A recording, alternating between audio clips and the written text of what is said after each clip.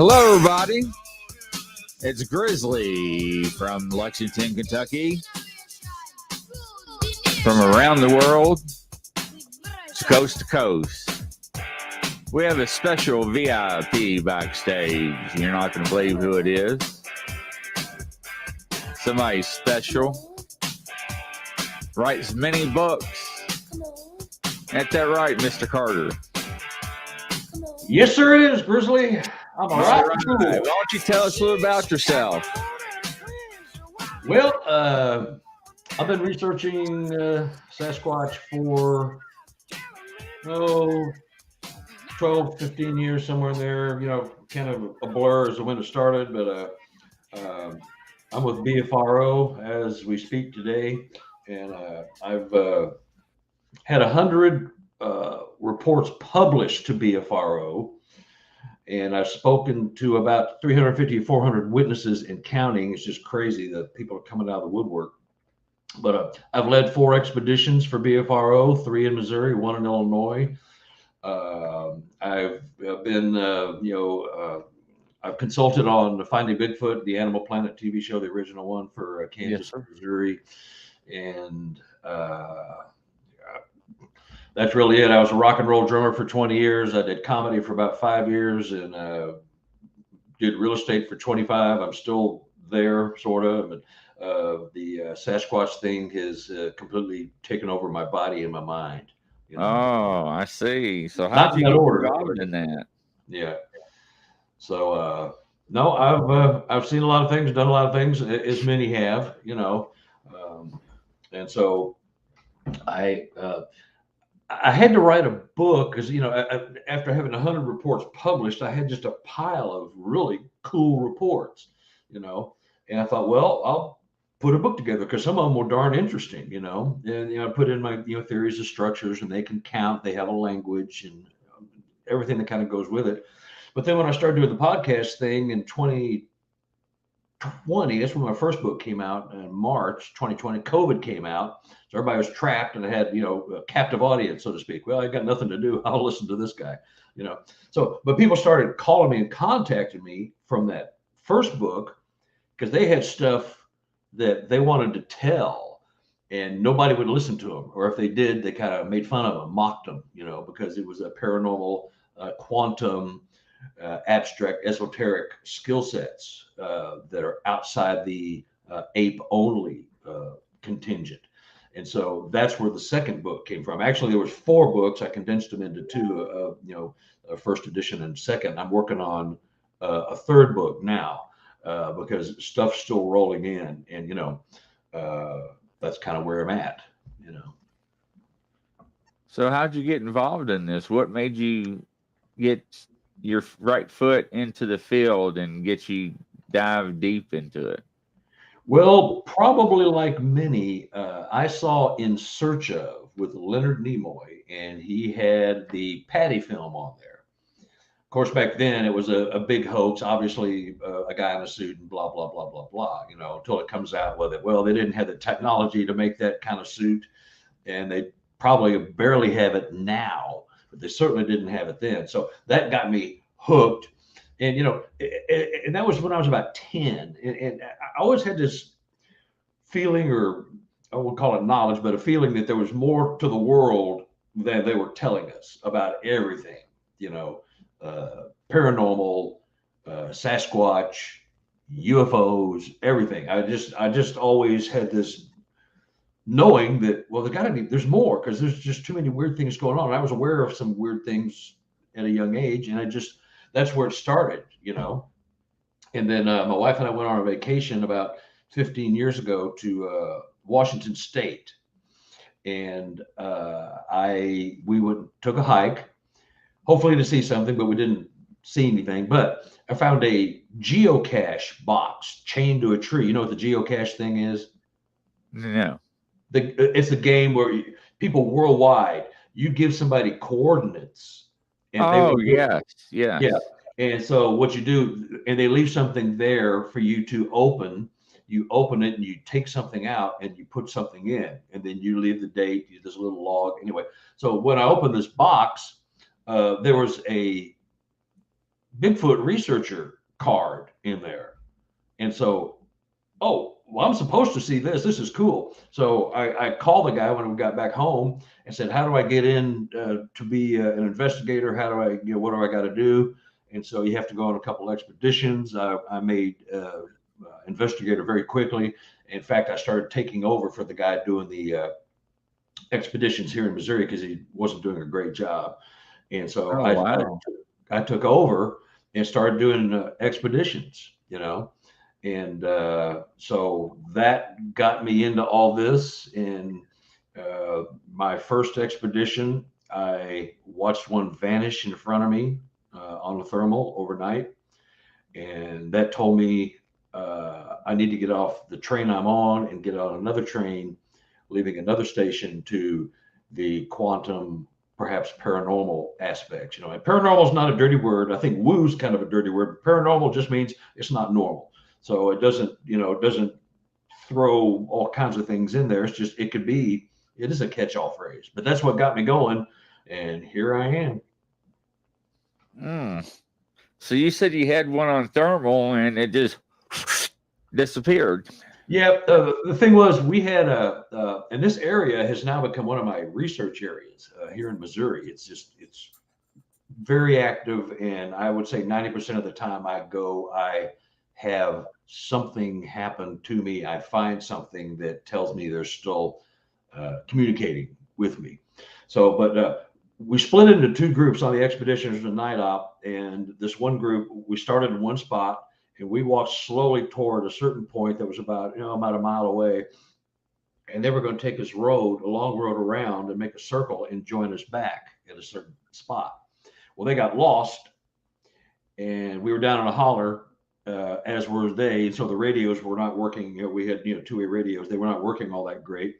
So I'd been recording most of the night, but I say, well, screw this. I'm not going to run my batteries, and that's the last time I'll ever say that. I'll burn up all my batteries and bring thousands of dollars of extra batteries in the future. But I quit recording, but I was just scanning, looking for them, because we had stopped. We're in silent mode. We were just sitting in the woods on this path, waiting for them to join us. So I saw this thermal hit coming through the woods. I'm going, oh God, finally, here they are. God, here we are. Good. They're here. They're safe. Everything's good. And I'm watching them come around the bend, and it's not them. It's a Sasquatch. It's just about 7.5, 8 foot tall. We checked it later, and it took one step. On the second step, it just poof, and it was a perfect thermal image. And no, I wasn't recording. And yes, I'm a dummy, but that happens a lot. I've got much more intelligent people that were in better spots that did not get a photo either. It's just the way it is. You know how it is, and Right. Look, it's over, and you didn't record. But anyway, so it on the second step, it was a perfect heat signature, and then it was like a flash bulb went off, and then all that was left was like a little, like a smoke ring, like a little vapor around it, and then it just dissipated into the forest. This would have been October, I think, in 2012 or 13, and I went, that ain't right. That ain't a dumb ape. My equipment was fine. I was not stoned. I wasn't high. I wasn't on any kind of psychotic drugs. I'm not a paranoid schizophrenic. I don't have any mental issues that would make me see something. My equipment was top of the line FLIR equipment. I do it right. And it was just like, okay, well, I can't be listening to you guys anymore, the guys that got me into it. And I've got to go the other way. And since then, things continue to happen, and I continue to get all these reports from people hearing me on a podcast like yours. They'll go, oh, wait, that happened to Uncle Bob about 12 years ago. Remember, he told us? But they don't. No one talks about it because they get laughed at and scoffed at, especially if it's in the normal quantum mechanics realm. So that's my Cliff Notes version of how I got to where I am right here. Well, that's pretty awesome. It really is. Because you actually have two sets of believers. You have the flesh and blood, and you have the people like you. Yeah. Well, yourself. But, you believe in me. Unfortunately, I tell people, hey, you have to have an open mind. Yeah. because everybody experience or encounters something different. And once Oh, you yeah. do, it changes your thought process. It should, there's really three camps. I believe they're dumb apes. I believe there's probably something else, and I don't care one way or the other. If they exist, that's great. But it's not something I follow. They discover new species of animals, plants, amphibians, daily, weekly. You hear about it. They just find that Chinese skull over in China that's 1,000,000 years old, and supposedly it fills a gap between, the Cro-Magnon and Denisovan, or the I'm not sure what the other branch is, but it fills in a blank.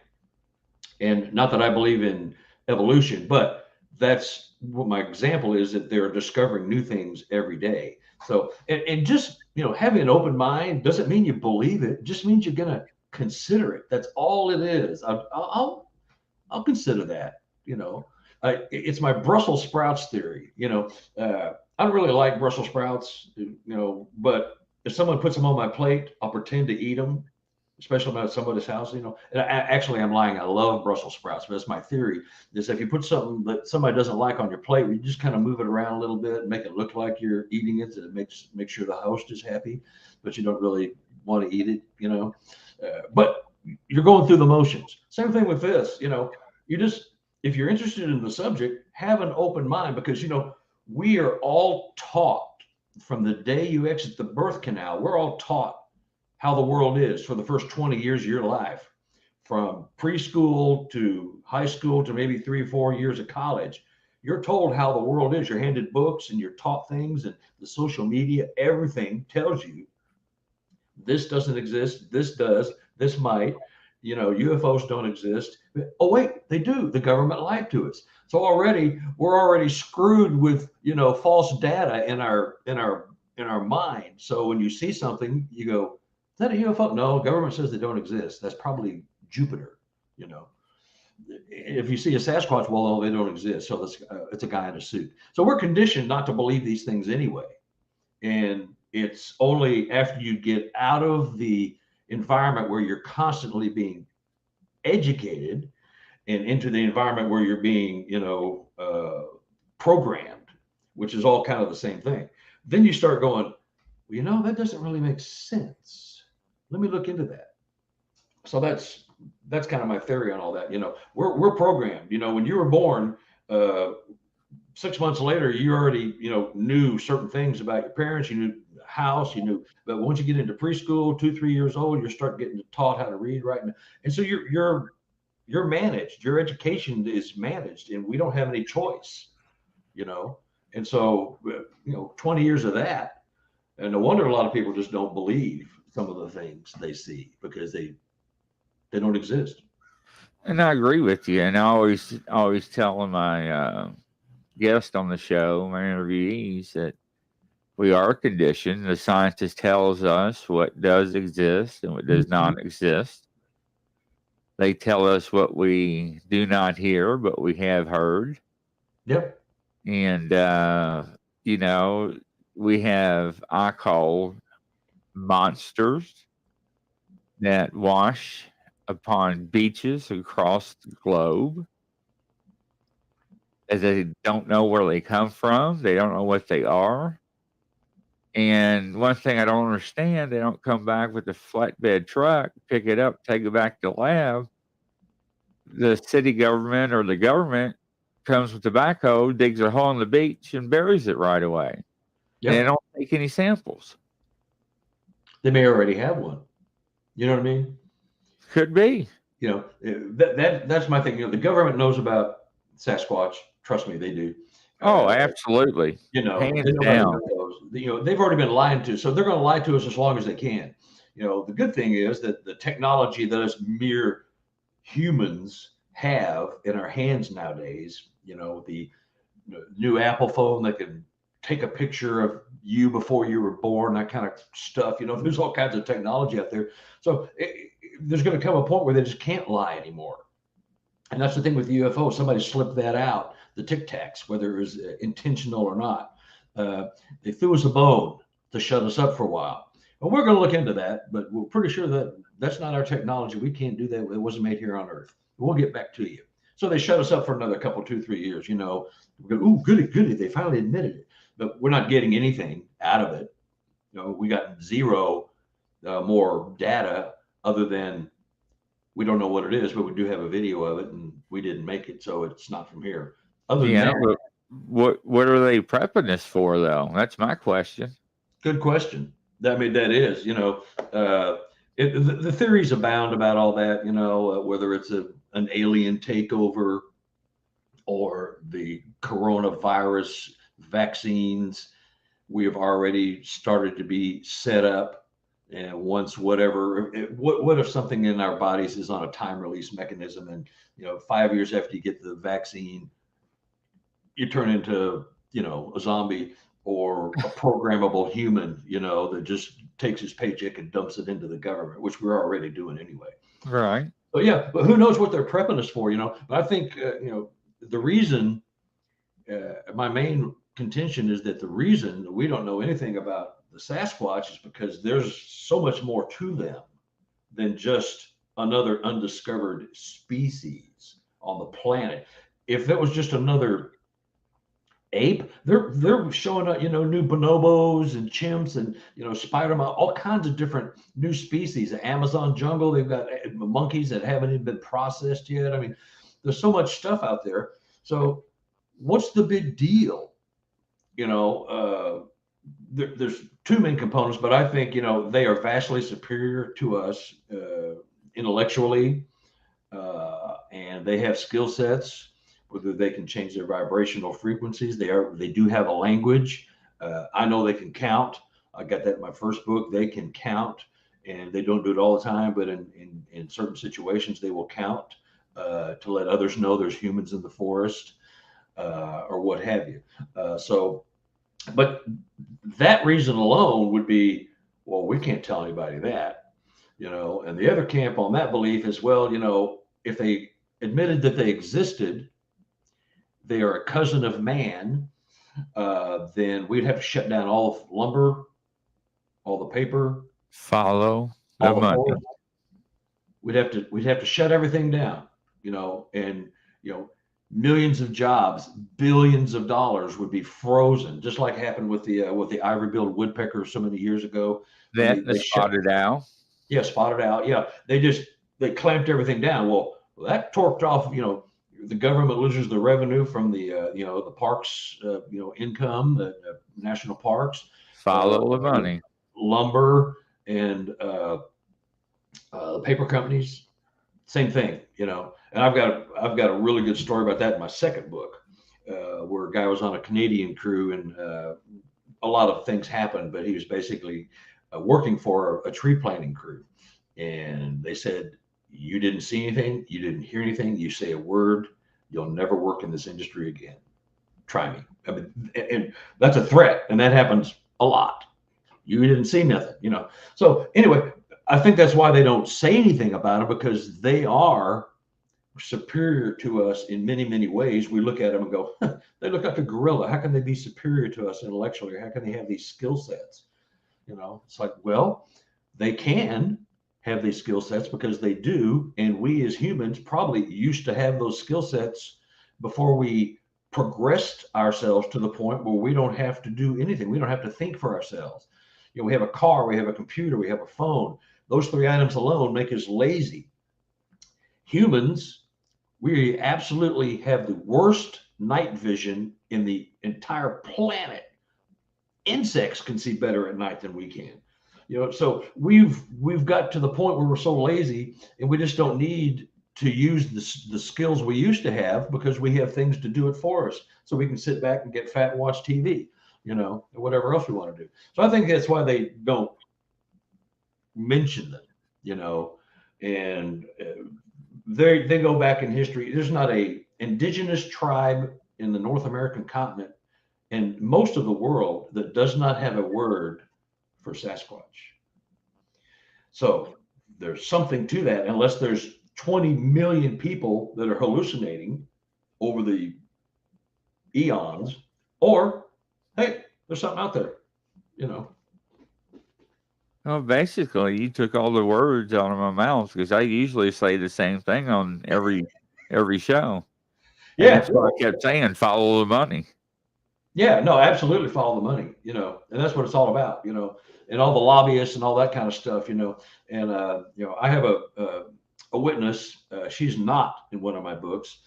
She lives in a state bordering Canada. We'll just leave the location out of there, but basically, uh, her land was being trespassed on, and the land of others by the big paper or lumber companies up in Canada because they were using their land, just a short bit of it, to get up into the deep, deep woods so they could cut the old growth timber. Well, the reason they were taking these shortcuts was because something was destroying the bridges they were trying to build to save about a 20-mile side trip that they were making. And my witness and her husband were one of a group that were invited to the governor's mansion in this undisclosed state to talk to somebody because they filed a petition about, you guys need to get your act together. You keep tearing up our land and you won't repair it. And you're trespassing and you're tearing stuff up we don't want you to tear up. So you need to, they filed a petition. It took a while for that to even happen. But anyway, she and another group are waiting in the governor's mansion to go into a room in a session and have a chat with the governor, whoever they were supposed to deal with. And somebody came over and got my witness and took her into this room. And she was just thinking, well, since I was one of the lead people, I think I was just chosen to come look over the documents and tell everybody where to sit and all that kind of stuff. So she's reading this stuff, and it pretty much points out that somebody is destroying the bridges and infrastructure that we're trying to build so we don't have to trespass and go out of our way, yet it keeps getting destroyed. They were destroying pylons. They were digging things up. They wouldn't say who they were, but it was obvious who they were referring to. And she saw this document, and it went into great detail. I won't get into it, but it went into great detail. And then somebody came in and got her and said, "Oh, I'm sorry, this is the wrong room. You're supposed to be the next one over. I'm sorry, I'll take you over there." But she'd already read that stuff. It's like, oh, what? It was reference to them and those perpetrators, but they knew that if it was Indians or Native Americans or some other kind of group that just didn't want them attacking the force, they would have said, well, those people, they would have named them by name, but it was like vague reference to a unknown something is all they would say. But, so that's my whole point. This stuff happens weekly or monthly in our world. I think it happens quite often. They know, and so that's why we just don't hear about it, because there, like you said, there's a lot of money behind it, and because the real truth about who they might be and who we are, nobody wants to hear that. At least that's what the government thinks. We're not ready. Well, and the thing though is I interviewed somebody about a month ago, and I don't know if he's watched or not. He's probably watching me later, but he lives in British Columbia, and he's a Indian from a certain tribe, and he actually gets hired 5 to 8 weeks at a time to sit on logging equipment because it's damaged. Yeah. The windows get knocked out, the logs get thrown around, the generators are damaged, and the camp's just been destructive. The offices are just tossed about in these little trailers, and and he gets paid good money per day just sitting there. Yeah. Does he need an assistant? Huh? Does he need an assistant? I'll move my butt up there right now. I probably have to. I mean, and he'll tell me, "Hey, you can't get a hold of me from here. I got this job I got to do," and he'll tell me what it is. and and he has a lot of encounters, Yeah. and he talks about them on the show quite a bit. And it's just amazing how people won't come out admitting what is causing the problems and what is going on. Yeah. I don't think people can handle the truth, number one. Number two, if America did announce that we didn't have Sasquatch, I think every redneck would get their shotguns, rifles, and four-wheel drives, and a country boy will survive and Yeah. have fun for a little while. Try to. Yeah. No, But I know people like that. They're chomping at the bit. yeah, you know. But you look at Bigfoot Expedition. One of their last shows that they premiere for the season the older guy in the pickup truck they ran across in the woods wouldn't know why they were there and they had a permit and they're like, oh yeah, we have a permit to be here and we're filming and we're filming you, but we're not going to show your face, but everybody that knows this guy is going to know him because of his truck because it's an older pickup truck. Yeah. And he opened up his cell phones and he was like, yeah, my buddy's in the forest industry. And he took pictures of the Sasquatch nest that he comes across of. And they were looking at him and like, oh my gosh, and all the beds that he found, on the ground and up in the trees. And all of a sudden, the government exercised the eminent domain and swiped 2 or 3,000 acres, put up a 10, 12-foot fence with barbed wire, that's hanging out, Yeah. so you can't get in. So what does that tell you? Well, you just spelled it out. I mean, that's what it tells you. Yeah, right. So, you have the flesh and blood group, and you have the paranormal group, then you have the UFO with Bigfoot. Really, I don't know because everybody's encounters are different. Yeah. Everybody thinks they know the truth, but we don't. Mhm. There are no experts in any of this field. Nope. We all theorize and assume. And assume, unfortunately, like we all know, growing up makes an ass out of you and me. Mm-hmm. So, we base everything off the facts as we see them unravel in front of our eyes and what we see. Maybe UFOs and Sasquatch go hand in hand. I don't know. I never seen a Sasquatch go into a UFO. But people swear up and down they see Sasquatch or Bigfoot either before or after UFO. They see them before or after orbs. But like I said, everybody's encounters are different. Yeah. They really are. Yeah. And with you taking your reports, what are you finding out? Well, speak of the devil, in my second book, I have a guy that had 6 hours of missing time with a Sasquatch event. 6 hours, and I don't know if you're familiar with Michael Harrell from the Pork and Bean Show. Yeah, I heard of them. Yeah. A while back, it's been like 20 years or so. I don't remember how far back, but quite a while back, he did a study with, and it was a worldwide interviewing people who had been abducted by aliens, and the people could only be interviewed if they were awake the entire time from the time they were abducted to the time they were returned to their home, bed, wherever they were, vehicle, whatever.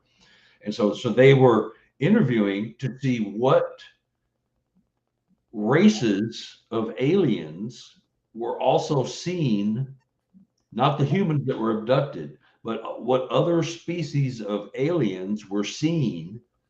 And they took the top 5 or 6 groups. You have the Nordics, the Greys, the reptilians, that kind of stuff.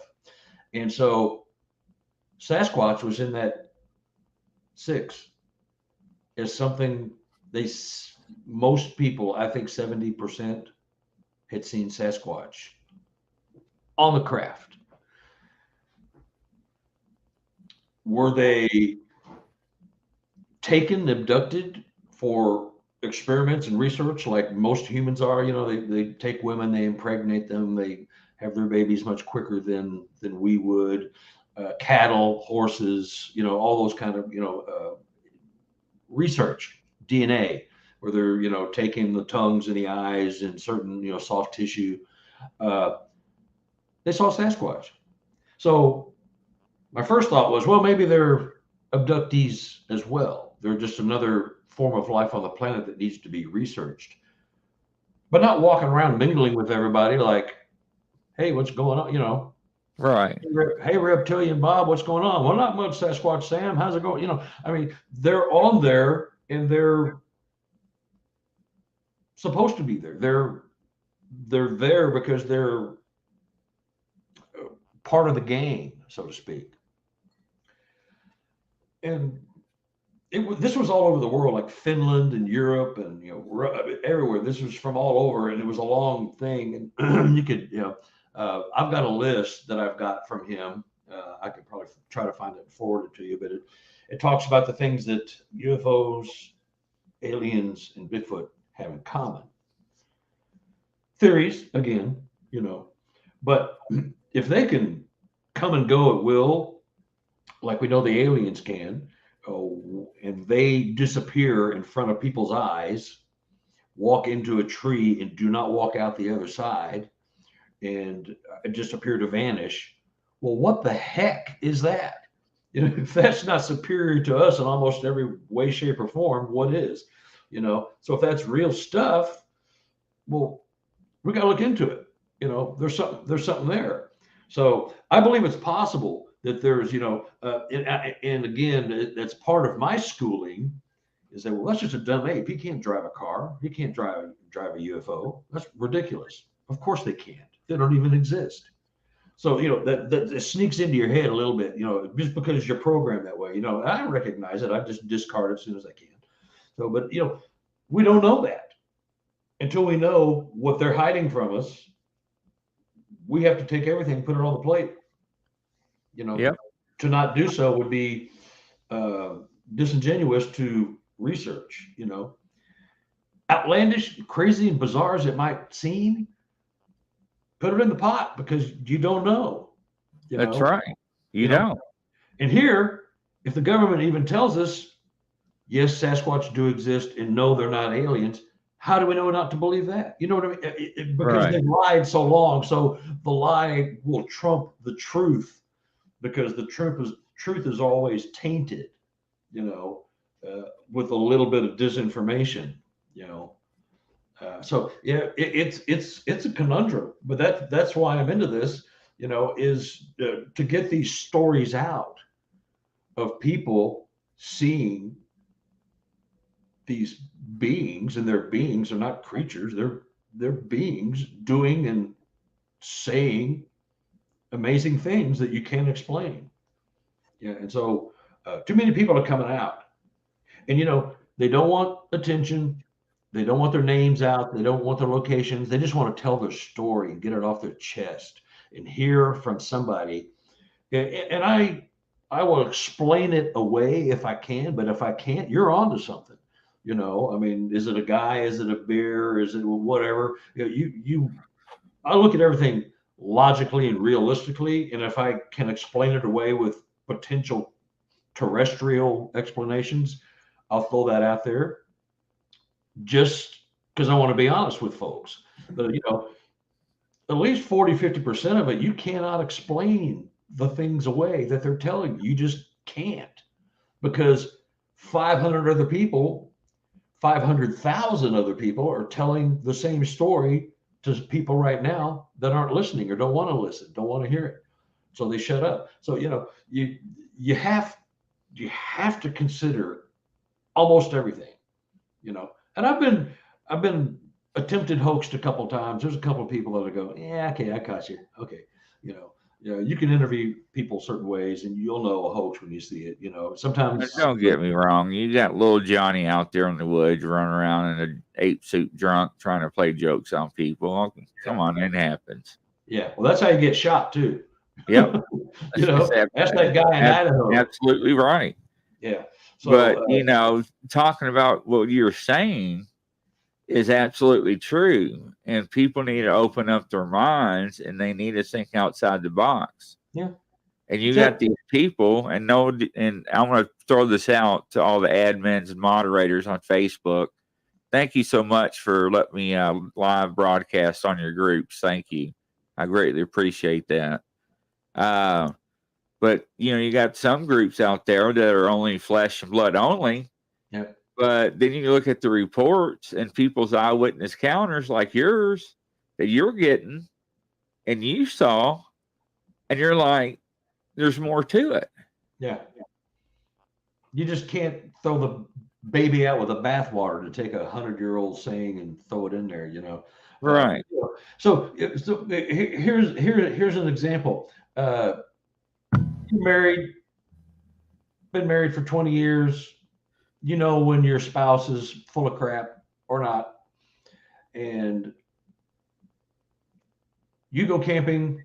One of you sees something incredible. The other one doesn't. So you go, oh, honey, that must have been a bear, or it must have been a deer standing on his hind legs eating low-hanging fruit, or must have been a guy in a ghillie suit. And you go, there's no way that doesn't exist. That didn't happen. So your spouse, the person you have the most trust in, supposedly, hopefully, is already discounting you. So, and some of them are really kind of rude and hateful about it. I know a couple of people that have lost relationships, including my guy in this book, the second book here. He's lost a wife and a couple of girlfriends over repeated 30 years worth of activity that just took a toll on his personal life. So, you've got people, that you trust in, and you spill your guts and they don't believe you and they shut you down. And so that causes rifts in relationships, and that causes problems with, veracity. Well, if I told you something like that, I believe you. You're my wife, you're my husband, you're my longtime girlfriend, boyfriend, whatever, significant other. I know you really well. You wouldn't bullshit me. Excuse my French. That's actually English, but it's French for now. Right. Sorry, Facebook, if I cursed. But anyway, so you should believe them until you find a reason not to. Don't just not believe him because you just don't believe. Automatically, you hear something like that, go, that's baloney. If you hear it from Bob across the street, well, yeah, I know Bob. I've seen him. He's had a few beers too many times. I kind of see him out there. I think he, just not really, reliable as far as stories go.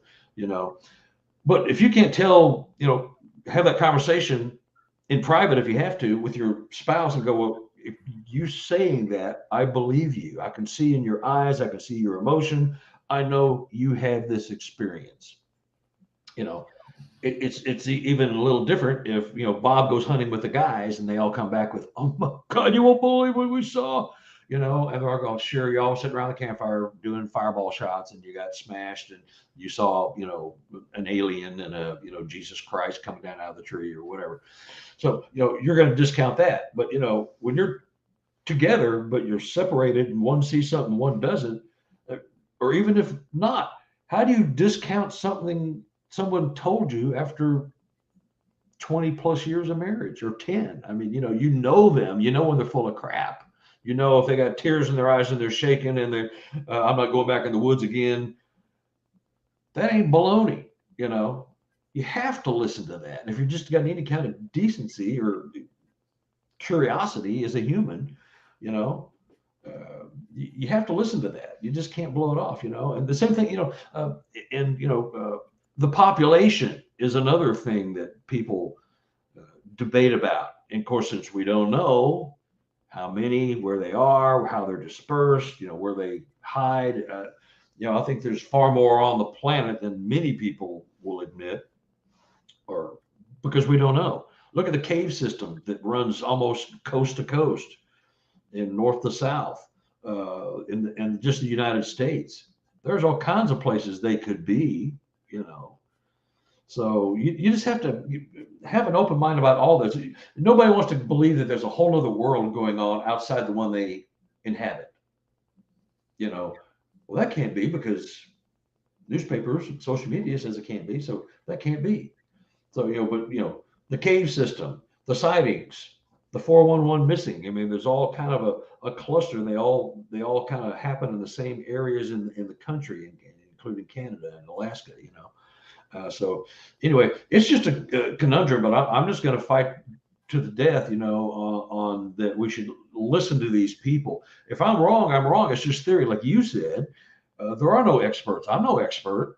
I can barely figure out the Word documents. You know what I mean? So I'm not, there's some things I'm good at and some things I'm not, but listening to people and understanding that you are affected. I've sat with so many of these people face to face or on a Zoom call like we're doing, and you can see it. They got to stop and take a break because they're too freaked out about remembering it. Now, unless you've got an acting resume or you've got a desire to, be an actor, actress, you're not going to sit there and go through all that, for just a little. Well, I guess a few people would, for a few moments of jollies, getting one over on the old guy, the Sasquatch guy, I sure fooled him, but those people, invariably, when they go out in the woods and actually do have an experience, they're the first ones that come running, and they're like, "Oh my God, I never thought this was possible, but oh my gosh, I've been in these woods 20 years. They don't exist. If they had existed, I'd have seen them by now." And all of a sudden, in the 21st year, you do see one, and it's like your 20 years of, hateful, denial is washed down the toilet in one fell swoop. And that happens a lot, Your convictions are overturned, and that's not in the court of law. It's the court of Sasquatch, So. Oh, you're right. I mean, I have grown men that has been in special forces that actually seen some or one and has PTSD over it and refuses to even go near the woods. Yeah. And it's sad, but I will say it. In the court of law, and most of the time, you're guilty until proven yourself innocent. And that's sad. Yeah. Now, in 1954, allegedly, people have supposedly come forward, and it's been documented, that Eisenhower met with aliens in a military hangar on a base and signed a treaty. So the granddaughter came forward last year and said that actually happened. Yeah. People speculate what was on that treaty. We'll never know. But, you bring up one of my other topics I like talking about is 411. Yeah. I don't live far from the Appalachian Trail. Look at the Yosemite, Yellowstone, the national parks, Alaska Triangle. Well, heck, Alaska Triangle a couple of years ago was 60,000 plus missing. And, one of my interviewees and I got into a debate. I'm not going to say argument. It was a debate. So we started out at 100%. 100%. And each time he gave me a valid reason why somebody went missing, I gave him a percentage. And I was very thoughtful in giving him percentages. When it comes to suicides, gave him 10%. People falling through the ice, 15%. But we got always down to around 50, 55% that was unexplainable. And when I say unexplainable, I'm talking about no clothes, no backpacks, no bicycles, no guns, no camping gear, and they just vanish. Yeah. Now, how can somebody explain that to me? Well, you can't logically, but if you take a map, and you probably, I know you've seen these, but it's interesting correlation. You take the map of the known cave systems in the United States. You take an overlay of the missing 411s, and you take another overlay of the Sasquatch reports or of sightings, which are kind of dubious. But if you lay that over, they all match. They all match. They could be living in the cave systems. Some of these people could be taken into the cave systems. The aliens supposedly have underground bases, Dulce, New Mexico. I mean, all that kind of stuff. This has been going on forever, as Eisenhower and Truman, because I live here in Kansas City. Independence is just down the street, so Harry Truman's home. Laura Eisenhower, I think she still lives in Kansas. I'm not sure. That's where Eisenhower's from. They're trying to portray her as a nut, but yeah, supposedly they did sign an agreement. You can come take our people off the planet. You can do experiments for DNA and longevity research, whatever you need, and we in turn will provide you with timely and necessary, when we deem it so, technology. Stuff you don't get from crashed craft and things of that nature.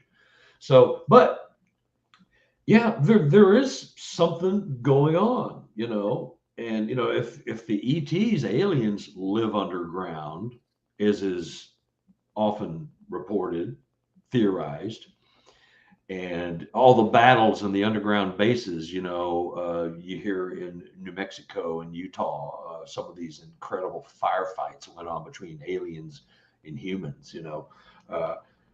Who's to say? We're just pawns on this planet. We work, give the government most of our money, and we can eke out an existence, and that's what we're here for, and we keep reproducing so we can keep more money flowing. I mean, if you look at it from that monetary point of view and work, and you've got human specimens all over the planet.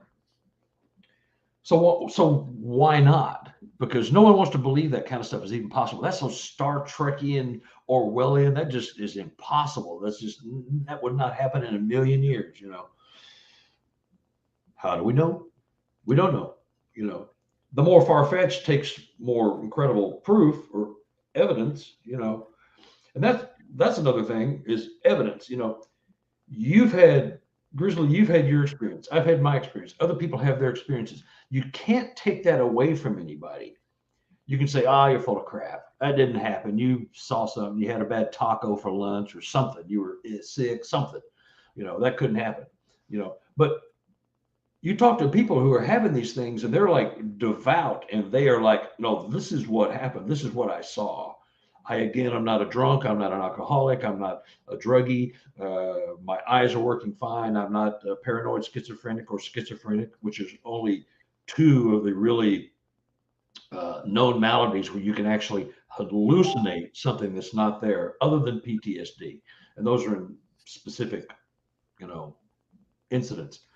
So you can't take that away from people. That stuff's happening. So you can't just pigeonhole it. You can stick your head in the sand and deny it, but the stuff I'm hearing and stuff, these people are so heartfelt and so sincere.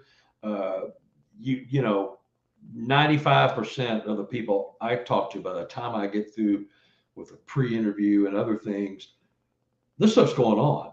It's just flat out happening, and I want to try to get the word out there, So the next book I'm working on is going to be 85 to 90% paranormal Sasquatch events, because I know these people, and they're happening. Most of these people I've gotten to know and some I don't, but I interview pretty thoroughly.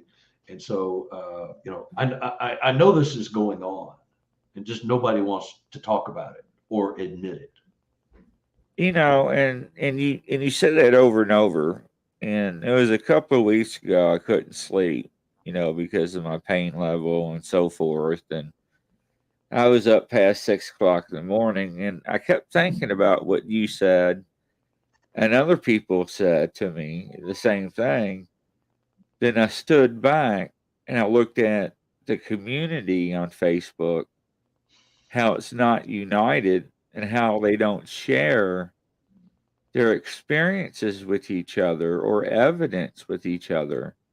And it's like, for example, do you know or do you realize that in a Bigfoot foot as evidence, every 2 inches equals approximately a foot on Bigfoot?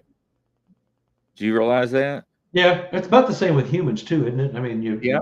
your finger length, your leg, your knee to your leg to your ankle length, your arm. Yeah, Yeah. yeah, I'm But a lot familiar. of people don't know that. So that's Yeah. another tool they can use in their toolbox. So the more and more I thought about how groups are not integrated and they don't share with other groups what they find, what they experience, or what they encounter with, like what you're doing, I started a group up and it's called Share Your Evidence Podcast EVPs, Footprints, Howls, and Growls. This is where anybody can go in there, put any type of evidence they want. And in my groups, there's no trolling, no arguing, no emojis. And the good thing is that you can hit a little button in each one of my groups and you can post it honestly. And the reason why is I have state police, I have mediums, I have psychics, I have first responder, I have police, and a few civilians on my team. So I got a good mixture. Mm-hmm. And I got, some people in the groups that are the same way and a little bit higher. And they tell me, Chris or Grizzly, I have encounters, but, I can't post anything because of my job. I have a chance to lose my position. Yeah. So, and I explained to them, how you could post that stuff and nobody knows about it. And they're thankful. And that third group open up to share your evidence is actually, taken off pretty well in less than a week. And the only thing I can say is, I can try. It's up to the group members, admins, and members of other groups to come involved and come together and share what they do, because maybe their tools that they're using in their toolbox can be shared with somebody else that doesn't know, Mm-hmm. and help them with their investigations. That sounds like a real altruistic and good idea, but it only takes one asshole to ruin the whole thing, And I like your idea. In a perfect world, that would be awesome. But everybody in social media seems to want to be the first one, want to be the one.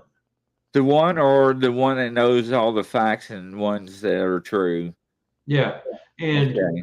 the other And, fear I and have, well, let me stop you right there for a second, and I'll let you finish. And I apologize for interrupting. You're fine. You're fine. Now, I own a lot of other groups, and I'm a moderator for probably about 23 or 24 other groups that are not even related to the supernatural, Bigfoot, anything, and not related to challenge coin groups at all.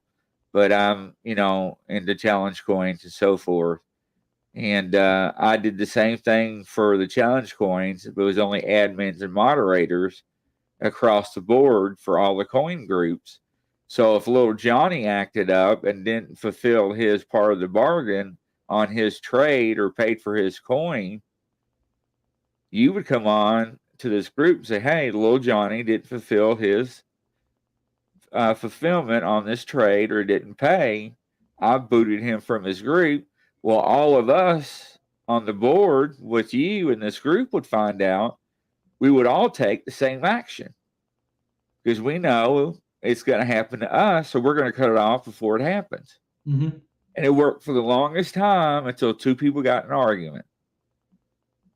So this time, I want to make sure, do everything in my power to have that prevented.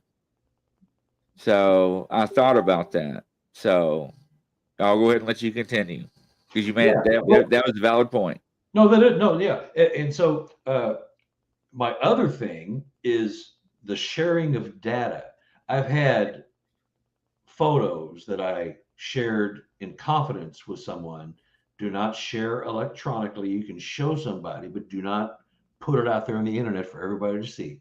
What happens? Boom, boom, boom, boom, boom. Look what I got. It looks like it's coming from this person. He got it from me or got it from somebody else who promised anonymity.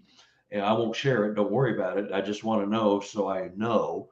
And boom, and the police keeping for that is horrible because everybody wants the photo of that face or footprint or handprint on their Facebook page or their media page, their website, and to see how cool they are. Look what I got. Look what my research turned out, And so you can never sleep well knowing that that's not going to happen, and there's copyright infringement, and once I put stuff in my books, they're copyright protected. If you want to peddle this as yours, well, I'm going to know about it and you're going to be in trouble and my lawyer will be in touch, because you don't want erroneous data attached to that photo, a completely different story, and I've seen them take the photos and invert them so they're reversed and have a whole other story, throw backgrounds in there that are different from the original photo, people that are skilled enough to do that. And so it looks like it's theirs. It looks like for all practical purposes, you may have stolen it from them, Well, that's my fear of sharing data. That's my main. And we're going to come back to that. Bo's got a question for you. Yep. And it says, is the guest promoting Sasquatch as something other than an unknown primate? Yeah, I'm fairly convinced that they are much more than a primate. I think they operate in our world just fine in our physical plane, but they have the ability to come and go as they please, whether they change their vibrational frequency or they have other means of hypnosis, hypnotizing you. They can use infrasound to distract you, distort your perceptions, which has happened to me. And so, yes, I believe they are more than an unknown primate. They may be, because we're a primate, but they may have skill sets that just go way beyond anything we can believe right now. I believe that's entirely possible. Too many really credible people, like you mentioned, Grizzly, law enforcement, scientists, people that have education, and they are stuck in a certain mindset because they are scientifically trained. Well, even they have to go, I can't explain that. I right. Can't. And it happened to me. And I'm trained to say, no, that can't happen. I'm dealing with a witness right now who's got handprints inside her home on her windows, brand new house they just built. And they're inside the house. They just built, they're still technically moving in. But she did a final clean on the house and sitting there admiring her brand new house, just sitting in the sitting room. And she sees a big handprint on the window. She's going, who did that? I just cleaned these windows. All the workers are gone. Who did this? Husband, what are you doing? She's pissed off. So she goes out there, grabs a ladder and a rag, goes up to clean it and rub it away. It's on the inside of the house. And she is now gone from aper to vapor. She's gone, and she's scientifically trained. I can't reveal what field she's in, but she's scientifically trained to this is A, this is B. It does not add into anything but C. It's A and B equals C. That's how things are in the scientific world. Well, she's going, I mean, there's dermal ridges. I'm gonna put this in the book too. Dermal ridges, hair, and the white. I forget what they call it. There's a for the waxy buildup that's on their hands. There's a term for verbinum. I'm not sure what it is. Somebody come up with it. And as you can see, I'm not a scientist, but I play one on podcasts. I'm not, Right. but it's like I'm dumbfounded, and we're the only ones here. And these windows came straight from the factory, about 25 miles from our house to our house, and they were put in. And I went around and cleaned all the handprints and everything off of it on the outside from all the workers in and out. And what do you do to that?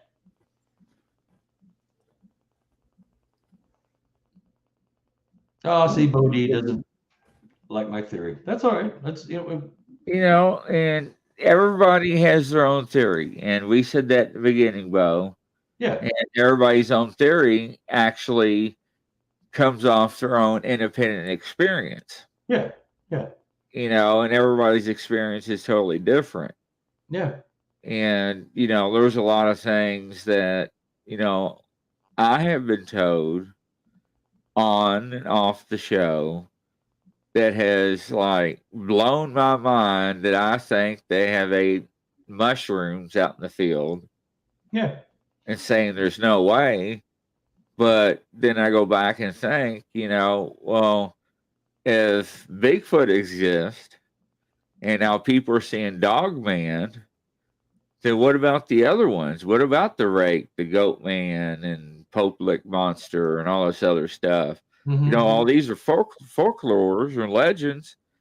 Part of those come from the trees. Yeah, they do.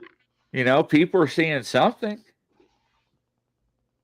Yeah, and these people that are seeing something are, high officials and high members of society, and not people on meth that are living on the streets and doing the meth walk. Yeah.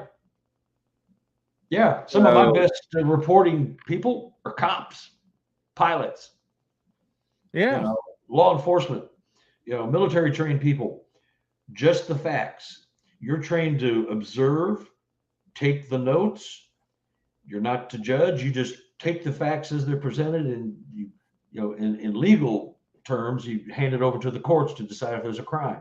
Well, you're taking the facts. I saw a UFO. I saw a Sasquatch walk into a cave, and it was 9 foot tall and must have weighed 1,000 pounds. And so you're just taking the data that people are giving you or that you have seen, and let somebody else decide.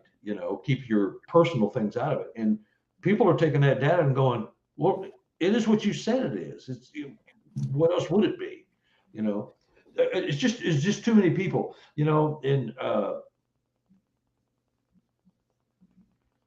Yeah. Well, Bo says, Grizz, we're trying to convince mainstream science to take the topic seriously, which is very hard. But if you take the woo train, science will never take this seriously. And we talked about the woo train earlier when the show first started. Yeah. A mouse dry. But and we're not trying to take the woo train. We're just going off of people's experiences and his experiences with his thermal camera and so forth. And we're basing, not only his experiences, but we're talking about other people's experiences that the flesh and blood groups that don't believe in, that actually does happen, that has been encountered, that is unexplainable. I think, did I say that right? Yeah. Yeah.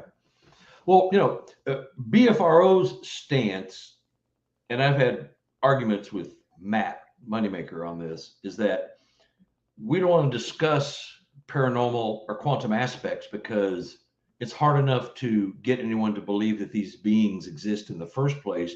You throw this other stuff in, it just clouds the water. And it does. Kind of what this Bodie guy says, person. I don't know. Anyway, so well and good. well and good, but to discount, if you're talking about scientific community, they want data. Their minds are already made up that these creatures, beings, do not exist. They're not performing science in the classical sense. Their mind is made up that doesn't exist. So what good is your research if you're excluding any and all data that might pertain to it? Okay, now I'm going to object right there. Yep. Now, I said this to one person on the show, and he said, "Prove it." He said, "Where's it documented?" And I said, "Okay, you got me." But Mount St. Helens, we had a lot of reports, allegedly, of helicopters with cargo nets carrying large creatures out that were dead. Mm-hmm. That was the government. Yeah. The Forest Fire 99 out Midwest, 2 firefighters was working on the Sasquatch. That was 3/4 of the way burned. National Guard showed up, took the body, and told the firefighters, "You were not here. You did not see this. This was not here. We were not here either. And do not ever talk about this." But you can't tell firefighters that. Because first thing they do is went back and told everybody. And so, do I believe the government has bodies? Yes. Do I believe the scientists have DNA? Absolutely. Because we have submitted DNA so many times, and it either comes back unconclusive, which means we cannot register it with anything on Earth, or they find it 98% human and 2% unknown. And with this eDNA, which are you familiar with? Yeah, a little bit. I just started reading on it. Yeah, where they can go to any lake, stream, creek, river, pond, whatever that has water. And to me, it looks like a motorcycle gas filter. It's probably about this big. And it's got 2 hose or 2 nipples on it where they put a suction hose on it. And they take a drill and they siphon water through it for like 45, 50 seconds. And it can tell you every animal that lives there, walk through there, urinate there, even touch the water. And every time they come up with DNA, it's 98% human and 2% unknown primate. Now, that 2%, to a lot of people, they don't understand that that's not a lot. But in reality, from my understanding, chimpanzees are 98% human and 2% primate. Yeah, there's roughly 5%, depending on what data you look at. Difference Roughly, between approximately. Chimps and humans. Bonobos, orangutan, orang pendek. Well, and they found the third one, and they didn't even know it existed. Remember, back in some woods a few years ago. Mm-hmm. Now, Bo says now they've proven that you can pull eDNA from air samples, Grizz. Did you have a chance to read that case study? Linked that last week. No, I did not. Now, I know the eDNA that you can take. Sorry, we keep moving the camera, ladies and gentlemen, trying to get a good picture. I know eDNA that you can go into the footsteps, take samples of the dirt, and they can get DNA from it, but I didn't know they can do it from the air. I mean, technology, and let's stop right there and let's talk about technology. 120 years ago, we went a horse and buggy. The first calculator built took up a whole floor of a building. You remember that? Mm-hmm. And now we got computers that are in the palm of our hands that are cell phones. My first computer was back in 96, 97, somewhere around there, and it cost me $2,800. And it was not even 300 megahertz. You remember all those? And I mean, we thought we were hot stuff. Yeah. And we had a dial up, modem. Yeah. Well, that was fun. Yeah. I'm on the computer. Hang up. Yeah, yeah. But you know, our cell phone has more computing power than the computers that took us to the moon. So, I mean, things have changed drastically. They can do the eDNA with COVID. They go to water treatment plants and they can see if the COVID, how widespread it is by taking samples of our wastewater. You know, you go to the bathroom, you take a shower, you drink, you brush your teeth, you spit your DNA into the so they can do a lot of things. And so when they, who is science, say we don't have anything because we don't have a type specimen, well, of course they do. They're just telling us we don't. And they say that, well, you know, there is no official type specimen. That's why the DNA things come back as 2% human. Sometimes they'll say it's 50-50. You'll say it's a female human and an unknown primate. Don't Right. know. Or vice versa. I mean, if you boiling the DNA of a specific person or print or hand. So, you know, so there is no type specimen according to science. And if they had one, they wouldn't tell us. And, you know, why won't they tell us? Well, the science gets most of their funding from the government and universities. And if you want to say there's a Sasquatch, we're cutting you off. No more checks, no more research, no That's more what growth. I said, follow the money in the beginning. But Yeah, here's yeah. my question to you, okay? So we know Eisenhower signed a treaty back in 54 in that military hangar.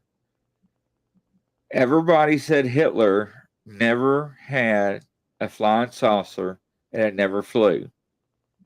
Then what was it, 10 or 12 years ago, they found footage that Hitler had a flying saucer and it flew over the building. And it was, I think, 10 or 12-second long footage. But they never found the UFO. They never found the technology he had. And he was ahead of his time. You know, Yeah, just like no, Stalin. yeah, no, I Now, remember that. now let's stop and think about this. Between 54 and up, our technology has dramatically increased and jumped. Is Yeah. that from alien technology? Did we agree to give something to them? You know, humans. You can take humans from the parks and stuff, but not from homes or whatever, and trade for technology. You know, I mean, we can theorize this all day long. Yeah. And And says they that's don't all need it to. is theory. That's all we're doing is theorizing, you know. But, you know, the noise seems to be getting much louder, you know, in the denial of it all. You know, I mean, we all have questions, and we know the government's not being true with us. You know, knowledge is power, and power corrupts, and all that kind of stuff. You know, so we're just the lemmings getting to reap the benefits of being on the planet, and that's about it. You know. So we don't. It is all theory, but at least we're talking about it and putting it out there. You know, so someone can scratch your head. Well, you know that makes sense, or that's a bunch of baloney. You know, Well, but that's true. yeah, But, you know, looking at everything, um, what is that term I was getting ready to say? Totality. Every civilization disappeared off the face of the earth without a trace. The Mayans, the other Indian civilization, the Egyptians, they all just disappeared. Now hashtag. we can go back and say an asteroid hit the earth, destroyed everything. You know, we have proof allegedly that humans walked along the side of dinosaurs. They have proof now that these dinosaurs helped build the pyramids. They have ropes around the necks of the dinosaurs dragging the big blocks they found, you know, supposedly. But, you know, how they got them stacked, I couldn't tell you. And then you watch Ancient Aliens, and their theory is, and I said theory, is that each race, the people that thought they were gods, that came from above either got tired or fed up with them because of whatever reason, technology they gave them or whatnot, because they had light bulbs back in ancient Egypt. We see it on their walls, the light bulbs. We see the technology. Heck, even Atlantis is supposed to be so far advanced than us, you know. And Bo helped me out on this. They found that wheel with all the gears in the ocean on the sea floor is made out of some kind of metal I forgot. That tells the month, day, time, the moon phase, the leap year, the harvest, all those, and it's all gears, and it's all complicated. And they didn't have the technology back then to even make that. Yeah, it's the anterior mechanism, Grizz. I think I said that right. Yeah. But it's in a museum now. Yeah. And so, you know, they say that each civilization got wiped off by, let's just call them aliens or gods, whatever, aliens, gods. And, then we bring up Noah and the flood. I know, ladies and gentlemen, people don't like to bring religion into things, but the Bible documents these things, especially giants that we walk among with. There are missing books out of the Bible, like Enoch and Walking Among the Giants, and some other books that were taken out that we're not supposed to know about. That's a fact. Am I right? Yep. Okay. Now, I'm not discrediting Jesus or God or anybody's faith. I don't want to portray that or anybody think that. But,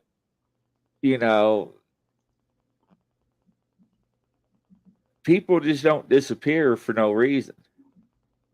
And people have. Mm-hmm. So, are we next? Is there going to be a major catastrophe that wipes us out? They have theories that we're going to cause another ice age, or a meteor's going to hit the earth and cause another ice age, or smother us out. Global warming. Yeah. Global warming. We're seeing the polar caps melt. Mm-hmm. And we were talking about thinking outside the box. Now look at the maps of the oceans that were drawn. And the ships and the sea monsters and the mermaids. That they drawn attacking the ships, and the mermaids swimming along the ships. And everybody said, "Oh, well, they were just drinking beer and they were drunk and all this other stuff." No, they were drinking beer, but they were reporting what they were seeing at that part of that ocean where they were sailing, the McCracken, and that other stuff. And let me put a point in here. We've already discussed this, but that's their reality. In the cavemen, they drew what they saw. Yes, they did. They drew or told stories about what they saw, what happened to them. As a matter of fact, it's their reality. You can't take it away. It happened. It's up to you to disprove it, not just disagree, but disprove it. Otherwise, it's their reality. It happened. So just like the Egyptians, the hieroglyphs, pictoglyphs, and the paintings. Yeah. They couldn't spell it out in English what was going on. The only thing they knew was how to do symbols and images. Yeah.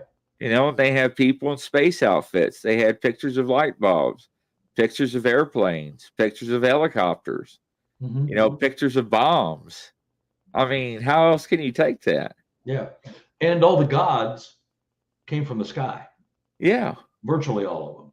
Right. You have Neptune and all that, god of the sea. But I mean, overall, if you go by the last, 5,000 years, the gods came from the skies.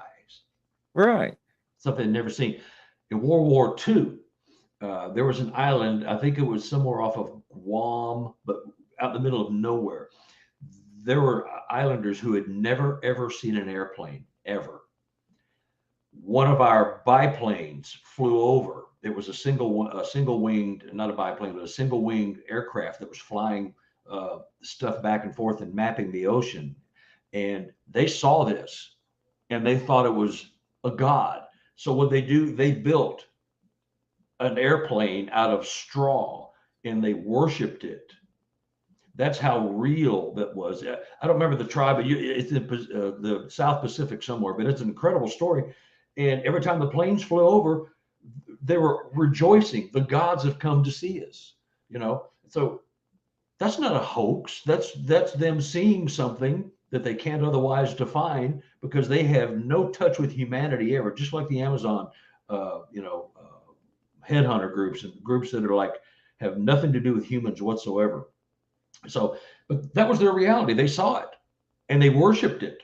And, we're beyond that. But my point is, they aren't hoaxing. They saw something and that was their reality and it was a god.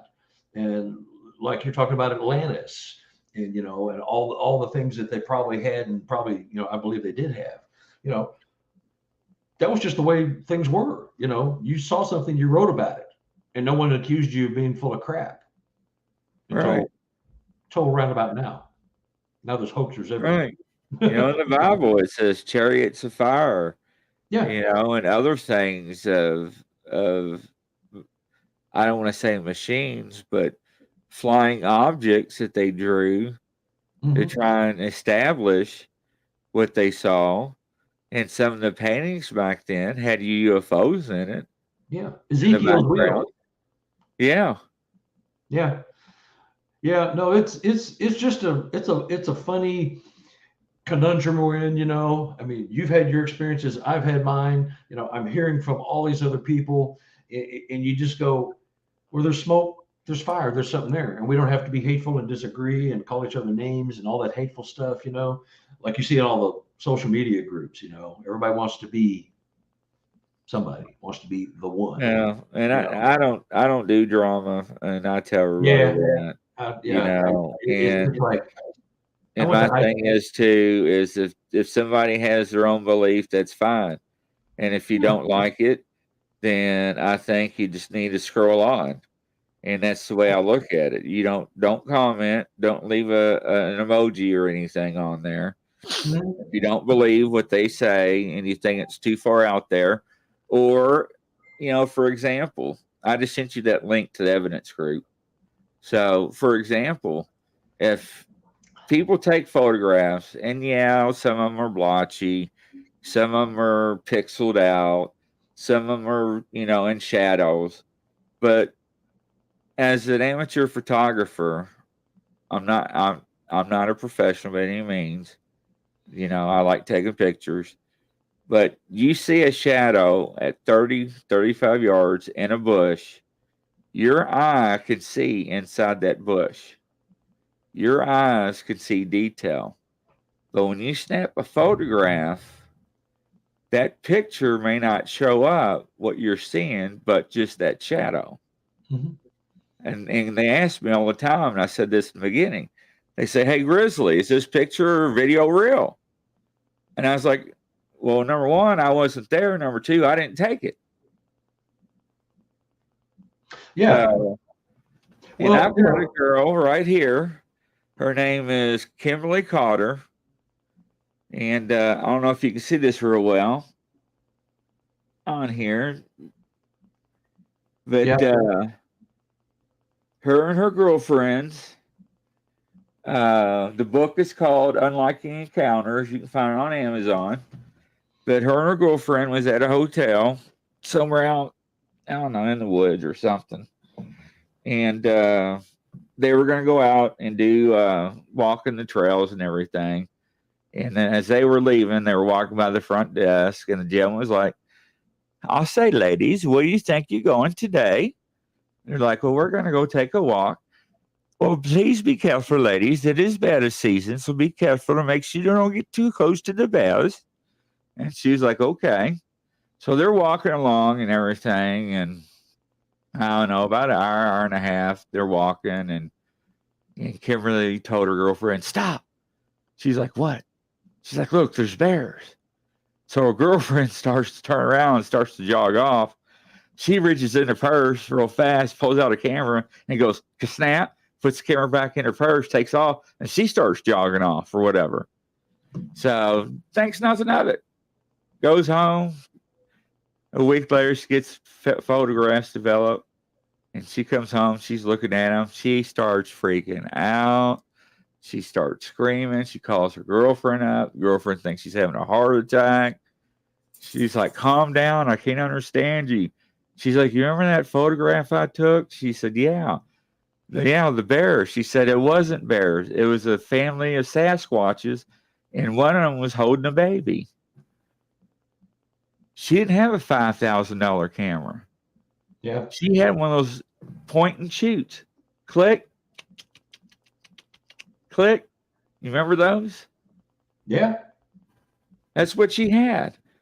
And what made her at that time to reach into her purse, to grab that camera, to take that picture? And that's how she wrote that book, Mm-hmm. Unlikely Encounters. Now I'm not very good at getting into the picture frame with the cameras, but unlikely encounters. Yeah, I'll look it up. So, you know, uh, people send me books and I'll plug them in. I do it all the time. I don't mind doing it. I don't mind helping people out. But you never know what you're going to run into. You always have to keep an open mind, like you said. You have to think outside the box. Mm-hmm. There's things on this earth that are unexplainable. Yeah. Are they demons from hell that's been released from the gates of hell that are causing havoc on earth? I couldn't tell you. And one thing that I'm trying to get together is a group of medium and psychics on my team, just another group to where when something's going on paranormal with my guest on the show, which does happen, I can call somebody and bring somebody on live. You never know what the women are going to look like. Yeah. They maybe put makeup on or get dressed, but they'll come on live on my show, and the first thing they're like, "Whoa, what's going on? I felt this negativity." So I'm trying to get that put together because I've run across some issues. And I'm also trying to find a priest. I talked to one that's been practicing exorcism since 1982, but he doesn't want to come on and recite the Bible. I'm trying to find somebody to come on. So when I bring stuff up from the Bible, he can say it's from this book, from this chapter, and this verse. So I'm not shooting from the hip. But in the Bible, somewhere it states, and you can back me up if you want, that God tossed or threw out a third of his angels from heaven. Am I correct on that? I believe so. Yeah, the Nephilim or Right. yeah, Right. yeah. He did not say he cast them into hell. He said from heaven.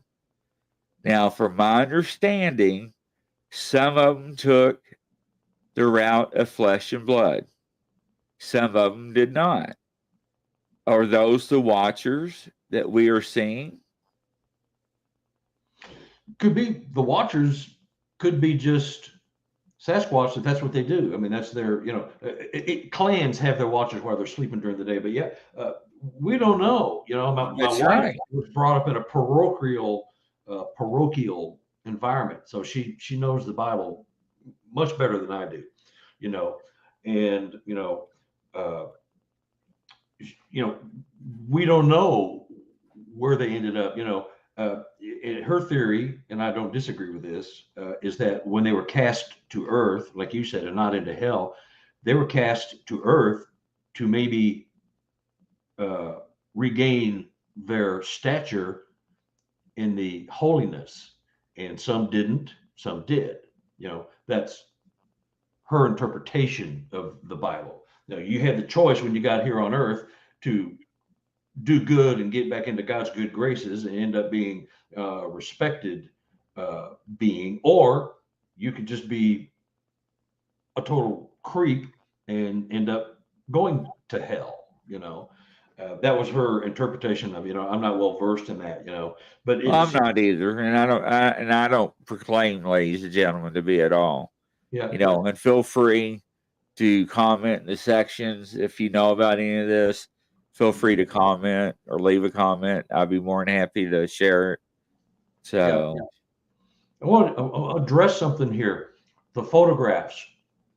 Number one, I've been with people who saw something that I didn't.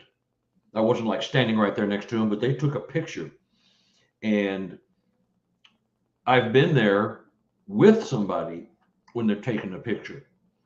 And I see it when I'm looking at, when I was standing next to them, I saw what they were seeing, but the photo doesn't come out.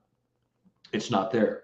I've heard that too. And something else have I heard is that people be walking on a trail and it sounds like an elephant is coming down the trail, but it's bipedal, and they can see the dirt moving as being stomped, and it stops right in front of them, and they can hear the heavy breathing,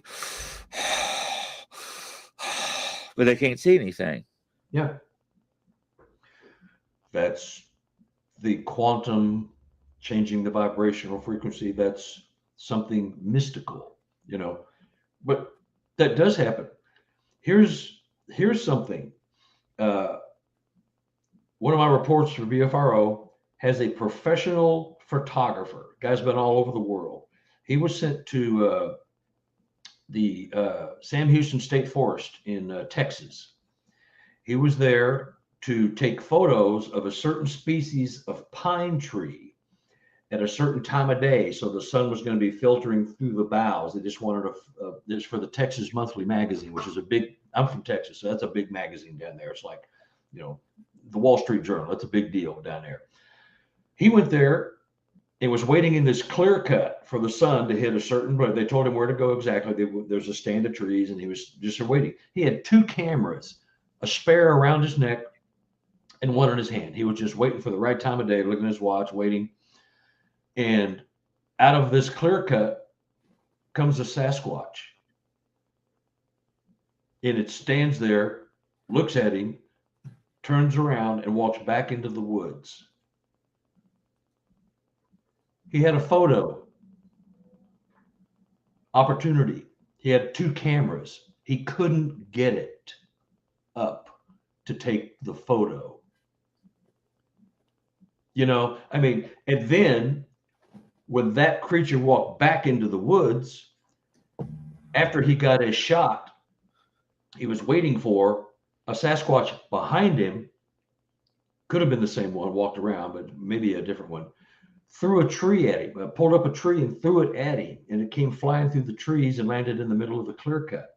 He looked over and he saw the creature. Didn't get a photo. A professional, world-renowned photographer has been all over the world taking photos. In war and other scenarios, where split-second timing is important, he couldn't do it. It was just like, you're so shocked at what you saw. It's mind couldn't process it. That's why.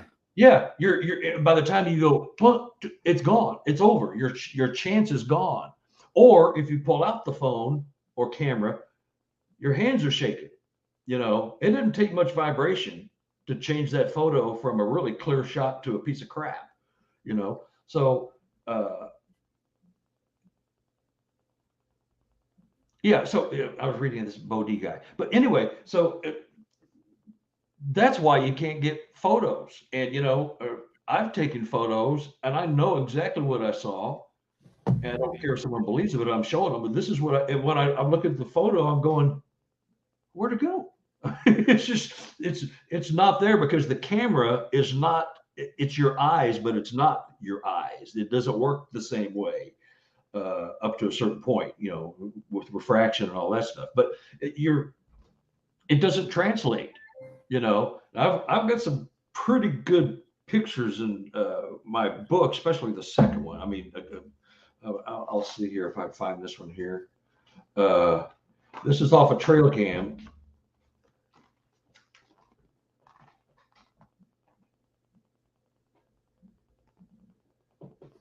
Okay, what's that a picture of? It's a hand. It's a Sasquatch hand walking right in front of a camera. Since I got that photo, the guy who there's two guys. There's a landowner and a guy who lets hunt his land because due to a physical injury, he can't get around as much. And so they have like 30 some odd cameras on this property. They're all set up in triangulations of 3. So anyway, we were there filming something for a potential TV show, which probably is never going to happen. And the guy who had the camera, he said, I think I have the photo that was taken 10 or 12 seconds after I walked through that same clearing. And that's where he got this hand photo. He sends me the time, date, stamp photo he's got. The time, date, stamp photo he has is 36 seconds. At 40 seconds, this handprint was taken. Same camera, same exact location.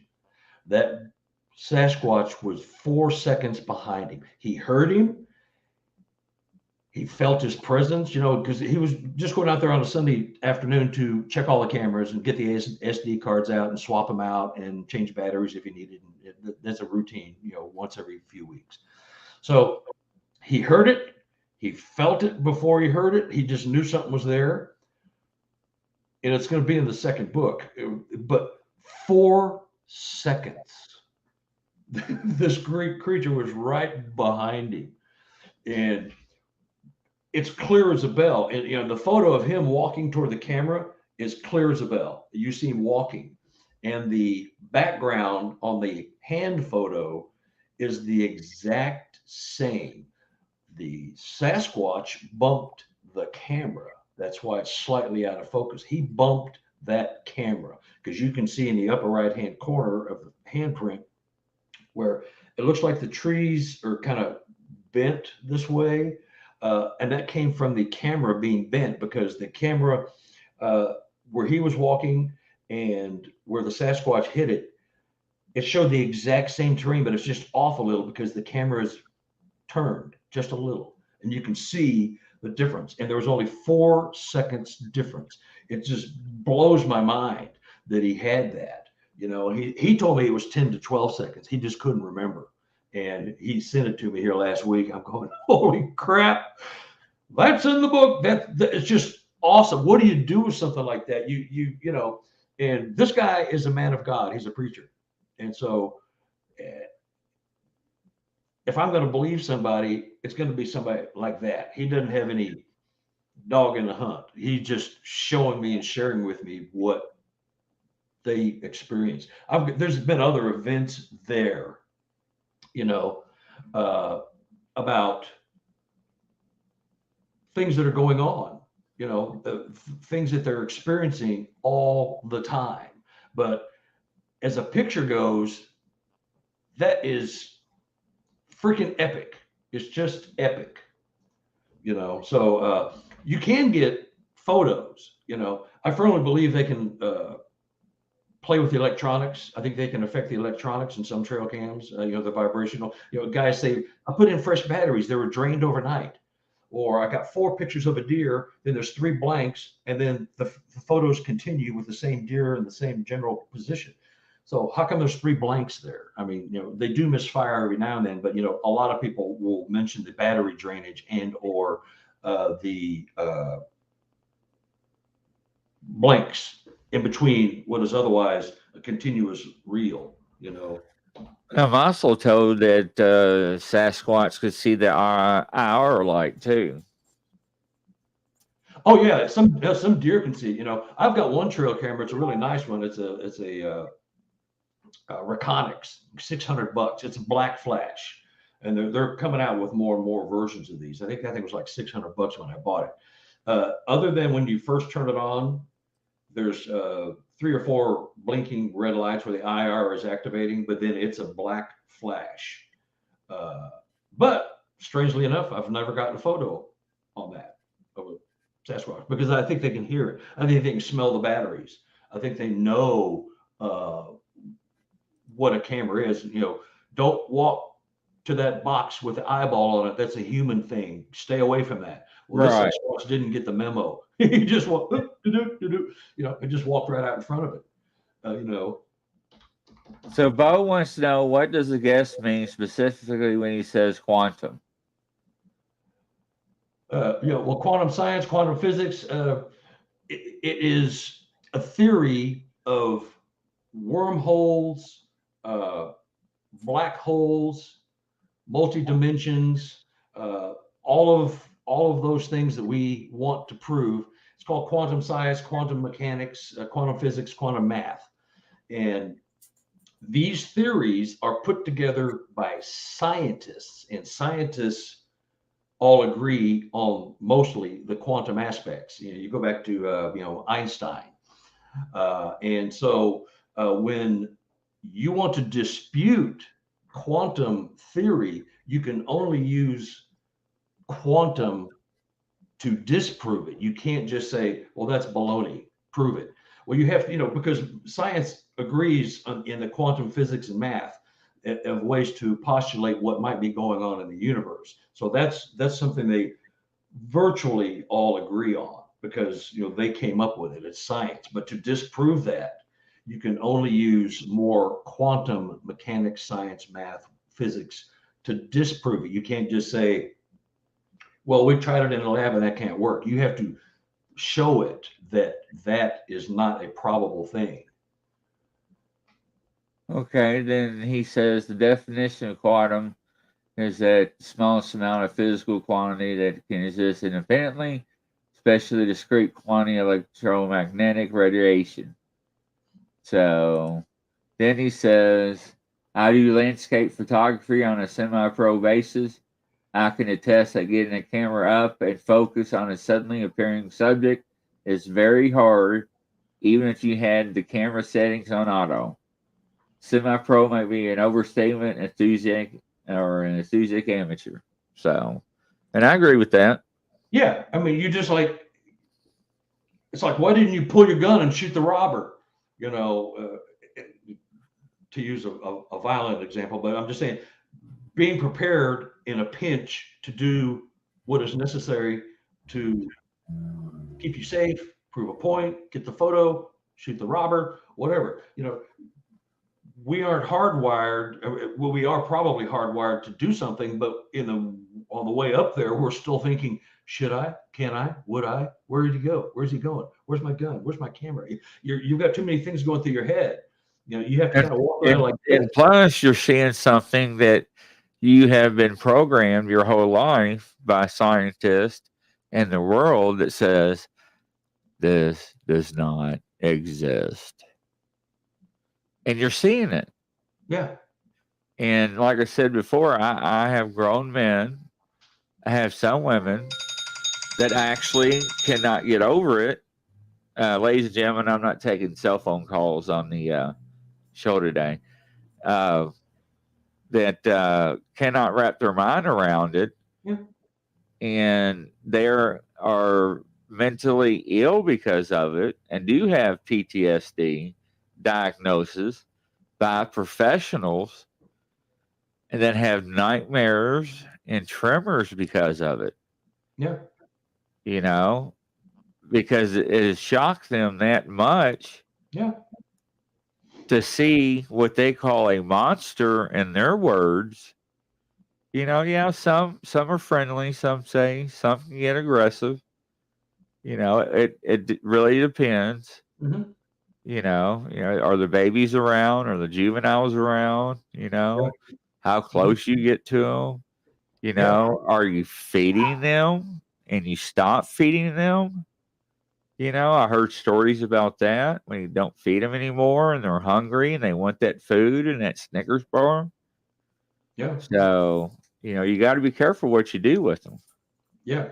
And here's how much time do we have? Are we doing okay or Oh, we got all the time in the world. okay? Well, here's another thing.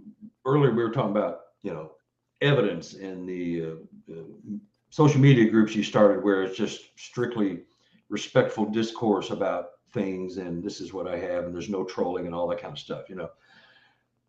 I've got stuff that would curl your toes. I believe And it. I can show that to somebody and they go, bullshit. That's fake. How come, they'll find all kinds of reasons why it's not real. It's a buddy, I'm telling you, I know the person, I know the source. I was there, whatever reasoning I have. I know this person. I would trust them with my mother, And so if you're going to find fault with that, what's the use of even sharing it at all? Because that's where the apers come and the we need a body on a slab groups, And we have the body.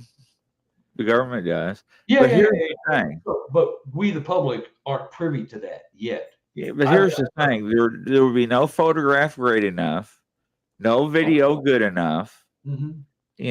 And like you said, I have witnessed and seen photographs that look like they came out of National Geographic magazine on these creatures. And I begged them, why don't you share them? And what they tell me is, well, Chris, if I share this, people will drive up and down my road, camp out, and when hunting season comes around, I have all kinds of hunters in my woods. so that's why I try to explain to them that you can do that anonymously and don't have to worry about it. Yeah. Nobody will know. Yeah, all my people are anonymous with me. By the way, you did really good with that voice. Sounds like my neighbor. I was sitting there going, is that a recording? Because that doesn't sound like it's coming out of him. But dang it. No, it's a button. Oh, I was going to say, because you mouthed it perfectly. So you had me there. See? So you just faked evidence. Oh my God. So see, you just faked something. So the word will get out and you'll be doomed. You know what I mean? See, just a simple, innocent thing like that that's awesome, but that's true. I hear that from people all the time. They're going to be waiting here to kill, and my property's going to be crawling with hunters. Hunting season, they're just going to be waiting. Now, I got a guy that's got property. He's got, I think, approximately 30 acres. He tells me he's got a clan of family on there. It's been on there for approximately 15 years. He's seen them have babies, and so forth. And they're juveniles, and he's seen them growing up, and he wants to sell, but he's afraid to sell because he's afraid what's going to happen to him. Yeah. And I mean, he's landlocked. He doesn't know what to do. Yeah. He's such in love with these creatures and has such many encounters with them. Not only gifting, but he's worried what other people might do to him. Yeah. If he sells out. It's a valid concern. It really is. So once again, I gave you that link. All you have to do is hit that button, post what you want, post stories what you want. People want to hear that because the more people post, more people like those that came forward and those we speak of and those that I have on the show that watch goes, that is just like me. That's my encounter. I'm not the only one. Yeah. I want to share my story. Yeah. And I have people on here before they won't show their face, just their voice, which is fine. Tell your story. Now, I'm not going to sit here and read an email on a live show. No. If you want your story known, then you can either call in and do it live and not show your face, or you can put a piece of tape over the camera and do it that way. It doesn't matter. But, it's drawn a lot more people out, but more people are coming forward with stories and encounters in the past 10 years.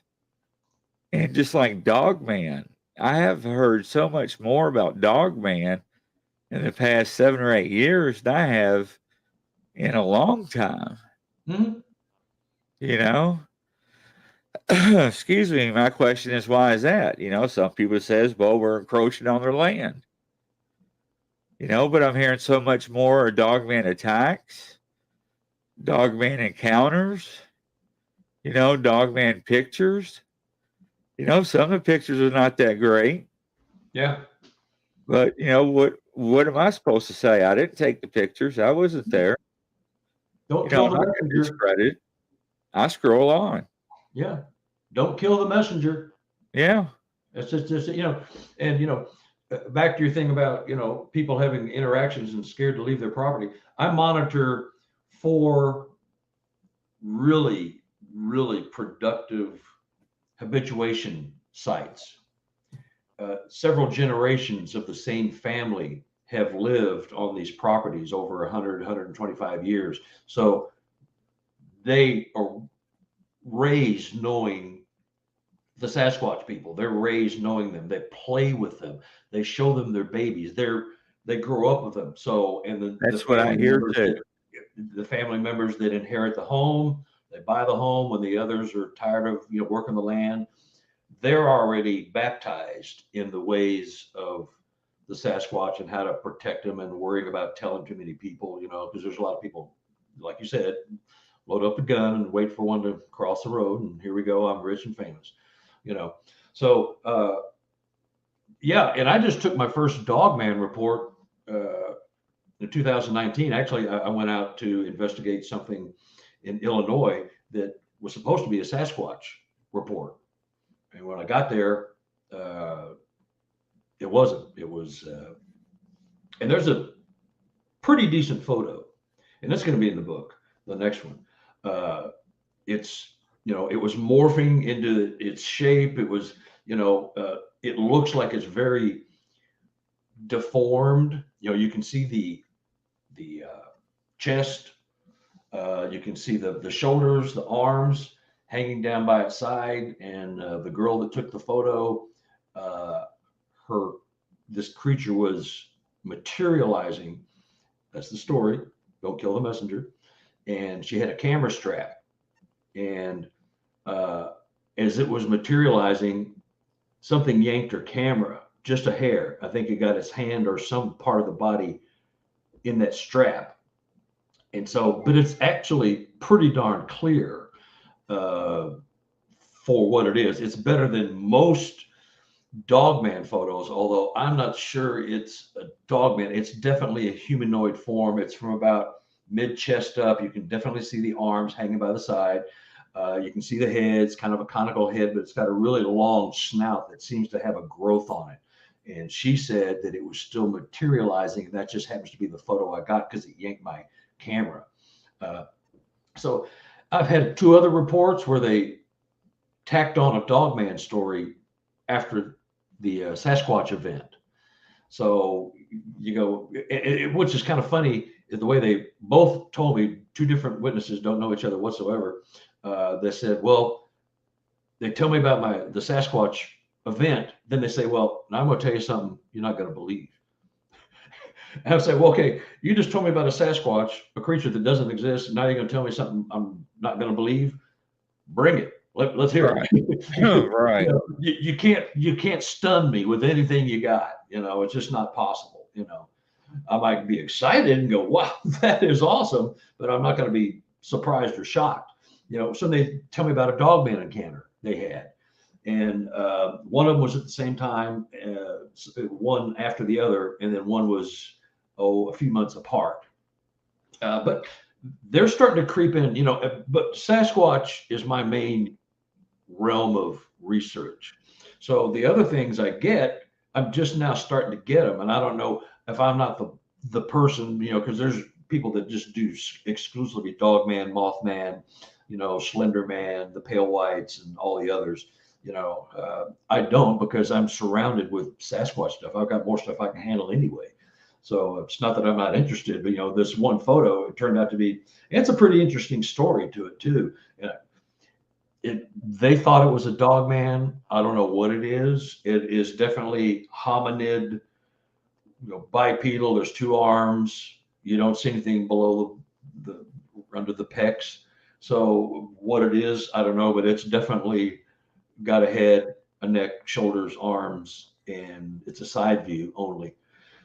Creepy wild stuff, and these are rural people out in the middle of nowhere, and they told nobody because you get ostracized really bad out in the rural. Oh, absolutely. That's just the way it is. They're close-knit people, and you don't talk about that stuff because we don't want people out here running around like you were talking about, trying to shoot one. So Right. it's just bizarre. There's just so many things going on. We don't understand, don't know. It's all theory. Nobody's right, nobody's wrong. Unless I bet my entire mortgage and my life savings on the last sentence I say, it's all theory because we don't know. There are no experts. If you bill yourself as an expert, be prepared to be so disappointed in your reviews of your opinions because you don't know anything. Nobody does, except the government and science, the lumber and paper companies. I think they all know exactly what's going on. There's, we've already been over that earlier, why there's a reason we don't hear about it because. Well, and that's why I said before you have the certain groups that think they're only flesh and blood only. Yeah. Which I don't think you should lock your mind into. I think you need to be open to everything because, not only you are getting the reports, but you also have the encounters. And I'm also getting feedback from my interviewees and getting reports of both and the opposite and some in between that's even mixed in reviews. Yeah. So, where does it actually land? It may be a combination of everything they're capable of doing. Yeah. I don't know. Not? If we can think it, we can probably do it. It might take us a little longer, about anything, I've got one story, a quick story I'll tell you if you got time. Oh, we got plenty of time. And we've been on it for 2 hours, so I don't know what your time frame was. Anyway, I've been doing this for a while, and my wife, we share an office, and I get my wall for my prints and stuff. And she has her side. But anyway, so she sees my evidence and reports, and for the longest time it was, well, that's good, honey. I'm glad you got a little hobby to take your mind off of things, and I believe that you believe. So, but after a while, she started getting more and more interested in the stuff she was seeing on my desk. It's like, oh, wow, that's pretty good. Well, still, I'm not sure I believe because she, like I said, she was brought up in a parochial environment. Went to Catholic school, actually Lutheran school, every day for like 8 years. For her education up in Nebraska. Anyway, so I said, you know what? I want to take you to one of my research areas. And I just want to show you what kind of goes on, and she's an old Nebraska farm girl. She's not scared of camping and getting her, hands dirty and that stuff. She's a regular old farm girl. She used to, pop the heads off of chickens so they could eat, that kind of stuff. So anyway, so I take her to my research area here in Missouri, and it's one that it's about 100 yards down. It's at the other end of where I started my story when I was leading that expedition and saw that one vanish. I decided I wanted to come back to that place, and many, many times I've been back, and all kinds of weird stuff's going on there, So I take her there, and you can't drive down it. There's a big steel gate because it's rugged, rocky terrain. It's nasty and gnarly, but you can walk it, but you can't drive down there. So as soon as we get there, she's starting to get that heebie-jeebies. She's all creeped out and says, I don't like this place.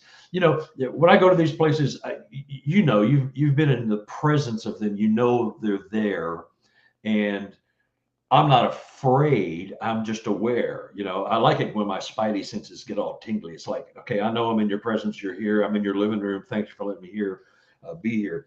So we start walking down this ravine, and I backed my car backed up to the gate. So, you know, it was there and we could make a getaway. We're walking down. She starts freaking and she's going, I don't like this. Something's here. Something's watching us. Okay, let's just go. I believe you. I said, no. I just want to show you nothing's going to happen.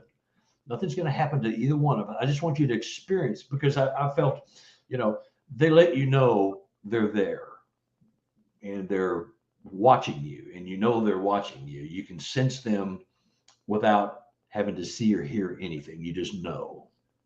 So I'm walking down and she's freaking out and she says, I'm going back to the car. I said, no, you're not walking back up there by yourself. We only got another 50 yards to go. It's close. It's downhill. We'll go, because I don't want you walking back up there. And I shine the light where my car was. It wasn't there. It was gone. And I'm going, where's my car? We're in the middle of, where did my car go? She's going, what do you mean? It's right there. I'm shining the light and my car is not there. And for her, it is still there. It was there the whole time. I said, how'd that happen? I'm going through all this and I know what's going on, but I can't do anything about it. And so I said, well, look, we're just going to go down here, then we'll come back. And I shine the light down where we're going. There's my car, where it's impossible for it to be. Then I shine the light back up. How did my car, what? And the car's gone. And she's going, the car is there. What is the blank wrong with you? And we go through this 2 or 3 times. And then finally, I shine the light back up and go, well, the car's back.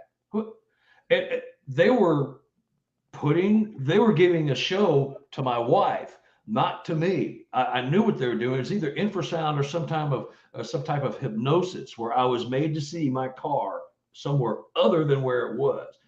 And, you know, if she was here, she would tell you the same story. She was totally freaked out. She goes, that convinced me. So we walk back up, and I believe it was either infrasound and or some type of hypnosis, where they were just jacking with me, making me to see that. And it's nothing other than what it was. I have an eyewitness. You know, I share a bed with her and a house with her. We know everything about everybody, and she knows I wasn't making it up. I mean, you know, I was perturbed. I was agitated because I knew in my head what they were doing. And I think they were doing it to give her the show, when I thought I was going to be the one to give her the show. You know, so I was the show. It's funny, you know, it's funny now, we laugh about it, but it was like, oh my God, you know, they jacked with me, and they've done that before, but this one was like perfect, because I was going to be the big badass researcher. I'll show you, honey. I'll show you what I do. You know, and I was sitting there going, you know, I knew what they were doing. I had no control. I could not do anything about it until they decided to turn off the machine. And all of a sudden, the Wizard of Oz was gone, and there my car was where it was always, and it was never down here at the bottom of a ravine. Where it was at the bottom of the ravine is where I was shining my camera, my thermal camera, when I was doing my expedition, where I saw that one vanish. That's where my car was. That's where I was seeing my car, at that corner where they walked around. Because when you get down to the bottom of that ravine, take a right, it's a beautiful pasture, horse pasture, but it's heavy, gnarly woods across the road. And so that's why I picked that place. And it's still one of my most active research areas. It's on public land. It's not private property, but, you know, they know me when I come. I know that they know I'm there. I've heard them. They've spoken to me, given me chatter, snickering little hyena laughs and stuff. It's really bizarre. But that was just you know, what do you do with something like that when that happens to you? You know, that's your personal validation. Now, you don't know me. I don't know you all that well. And you go, well, this guy could be full of crap. Or maybe he's real. but you don't know. But all you have is you, everybody, as witness or experiencers, is relate our story. You get rocks thrown at you by the people listening to it, you're going to shut up and never say anything again. And so that's why we don't hear about a lot of this stuff. Our statistics are, we probably hear at most 20% of all actual sightings. I believe that. Other 80% go unreported, or they just don't tell anybody because, well, no one's going to believe me. Right. Well, that's what science and the government and everybody else wants. Well, I don't want anybody to believe you because we got some things to get straight here before we break the news. So it was just an interesting aha moment, and they made a fool out of me, and I was trying to make a fool out of my wife. Not really, but I was just going to show her. Every time you tell somebody, I'm going to show you something, nothing ever happens. Right. And I fully expected that was going to be the result, and it wasn't. So it's kind of funny, but is what it is, was what it was. And she was there. She just, she doesn't like to talk about it, but reluctantly she will. She goes, yeah, that's what happened, And I was convinced my car was somewhere else. It couldn't have been and shouldn't have been. And turns out it wasn't. So what's the name of your 3 books that you have in front of you? Well, Sasquatch, Evidence of an Enigma. This is the first, this is the second edition. And this is Sasquatch, Evidence of an Enigma. This is the original book. And so this is the second edition also. So I did Evidence of an Enigma 1, second edition. So it's really, I wrote 2 books and combined them in updated reports from witnesses. And this is the same one. Now, you know Sibylla Irwin, you know who she is? I heard of her, yeah. Yeah, she's a very, very good artist. I'll have to send you the link. She does a show on YouTube called Sketching Encounters. Now, this guy that is in my book, him and his dad went through many, many, many events for 30 years up in Canada, BC. Totally mind-blowing, some of it. Just, you got to be kidding me, He was affected by this seriously, but he did a 2-part YouTube. She's a sketch artist, so she's like a criminal artist. That's not what she does, but if you had a sighting, you describe it, she will draw it and give you the drawing, and you'll go, that's it, you got it, that's perfect. So that's what she does. She's really good at what she does. And so she drew the encounter from my guy. It was 2 1-hour YouTube shows. It's called Sketching Encounters. I'll send you the links, but the guy was going through, you think some of the stuff I told you is off the wall. I mean, he's in the wilds of Canada. He was one of the ones that was told by the Canadian lumber company, you say one word, you'll never work in this industry again. You saw nothing happened. It's all documented in the book. It's pretty good. But you can, I have a website. It's www.relichominid.com. RELICHOMINID. I'm selling both books. They're $22 a piece because they're full color. They're full color, shiny paper. There's no, pulp paper. I just like the look when you're showing green, lush forest. It looks like crap and looking at it on a piece of pulp, black and white paper. A lot of her drawings are in this book. I'm selling them both for $35, and I eat the shipping. I'll just send you a refund. Or if you're interested, you can email me and I'll send you my link to my PayPal. You can pay me directly and it'll be the exact price, but anyway. And the third one I'm working on is going to be 85% paranormal. I'm just trying to keep it that way because I want people that are having these events to want to come forward and not be afraid of ridicule. Call me or someone like me, at least has an open mind and will hear you out and give you valid explanations or reasons why this is probably something or it might not be anything, but at least I'll listen to you and I'll talk to you. I'm not going to go, you're out of your mind, buddy. There's no way that can happen. I'm not that guy. I'm the other guy. I'm the antithesis of that guy, you know. So it'd be like you're in the same realm, and you're going to listen to people. You're not going to just trash them, you know. Oh no, absolutely not. You know, and so that's what I do. But this stuff is going on, and if you don't believe, you don't believe. That's fine. You know, we're not all going to have the same mindset. That's fine. That's why. And there's been times it's hard for me to keep a straight face on the show. Yeah. But you know, what can you not believe?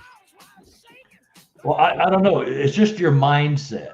If you just haven't, if you're truly interested in this, unless you just think anything that's not ape is just a bunch of crap, you know, then you don't need to consider this stuff because your mind's made up, and that's fine. My mind is not made up. You know, I think they operate in a physical and a multidimensional plane. I think they have the skill sets to do such. We can't wrap our heads around that because we're told since we come out of the birth canal that this can't happen. And we're told everything's flesh and blood. If it bleeds, we can kill it. Yeah. All you gotta do is just consider it. Put it in your pipe and smoke it. That's it. You know, if you don't like it, spit it out and just go about your day. And everybody's good. You know, it doesn't have to be any hate or disrespect. Just we respectfully disagree, and we both have our opinions, and we keep on moving. You know. That's right, Mr. Carter. He's the man. One and only. We talked about it. If you want to be on my show, Grizzly Show, all you have to do is email me, Grizzly, the paranormal at gmail.com. One more time, Grizzly, the paranormal at gmail.com. Very interesting show today, sir. I really enjoyed it. Very good conversations. You know, myself too, Grizzly. Anytime, just let me know. You know. Oh, I got to have you back on. I mean, there's way too much to know. I'll try to send you a couple of photos that I can share, and maybe we can discuss them if you can post them while we're talking or something. You know, I'll try to find something that will elicit good conversation. Anyway, I don't care if you agree or disagree. It doesn't matter to me. You know. Hey, and anything you can share on that evidence group, you know, share. Even some stories. You don't have to name anybody. Yeah. Well, email me your address. I'll mail you a couple of books. And I'll plug them in on the thing too. Okay. I'll do it for everybody. Yeah, just PM me your address and I'll mail them. I sure will. They're good. They're good books. You know. Oh yeah, I appreciate it. And I want to thank the admins and moderators one more time for letting me live broadcast on their Facebook groups. Grizzly, Bigfoot, greatly appreciate your all support. If it wasn't for you all, I wouldn't be where I am today. So thank you, admins and moderators, once again. Can't thank you all enough. Unfortunately, ladies and gentlemen, it's that time again of the day where we must say goodbye and good afternoon. Coast to coast and around the world, goodbye. We'll see you.